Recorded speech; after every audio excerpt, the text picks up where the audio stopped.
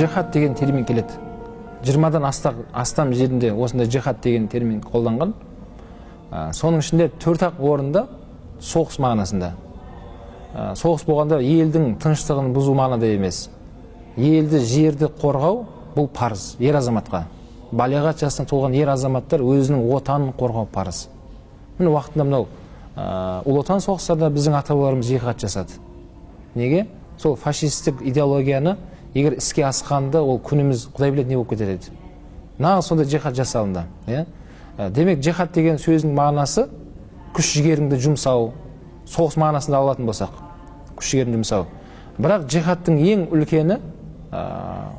үлкені ол өзінің нәпсіңмен күресу. Сол Табук соғысынан келетқан кезде, Табук соғысынан Омар радиаллаху сөз бар, я Расулалла, біз үлкен жихадтан келе жатырмыз деді. Сол кезде пайғамбарымыз айтты, саллаллаху, жоқ, біз кіші жихадтан үлкен жихадқа кетіп бара жатырмыз деді. Үлкен жихад деп атқанда осы өмір. Өмірдегі болып жатқан нәпсіңмен күресу.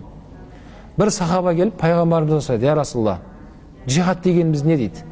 Деп сұрақ қояды. Сол кезде пайғамбарымыз аль-хаджул мабрур деп жауап берді. Қабыл болған қажылық дейді.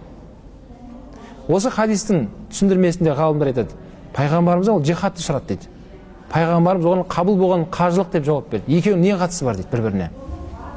Сол кезде соны ғұламалар, сол сахабалардың сөздеріне сүйене отырып мынандай деген қорытындылайды. Қабыл болған қажылық дегеніміз не десе, пайғамбарымыз айтады, ол анасынан туылғандай пәк деп қайтады. Яғни қажылықтан қайтқан кезде қабыл болған адамдардың қажылығы оған сондай сыйлық болады. Ол пенделікпен жасаған күнәсінен бәрін арылып қайтады сол жақтан, тап-таза болып.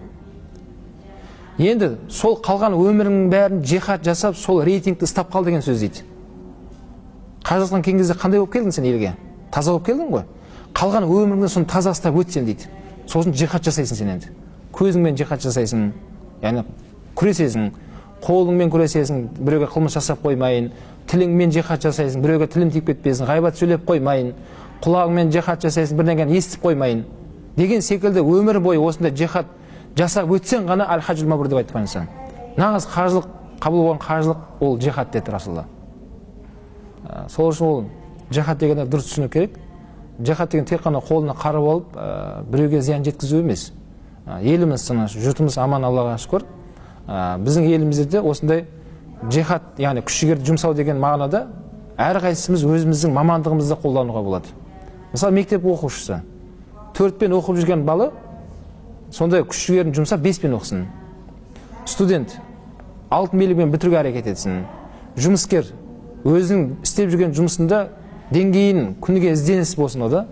Сөйтіп деңгейін көтеретін болса, ол адам күш жігерін жұмсады. Сол күш жігерін жұмсау арқылы ол өзінің көптеген жақсылыққа қол жеткізеді. Сондай мағынада сөзде жихад деп айтылады. Жихад деген яғни талпыну. Алға қарап күш жігеріңді салып талпыну деген сөз.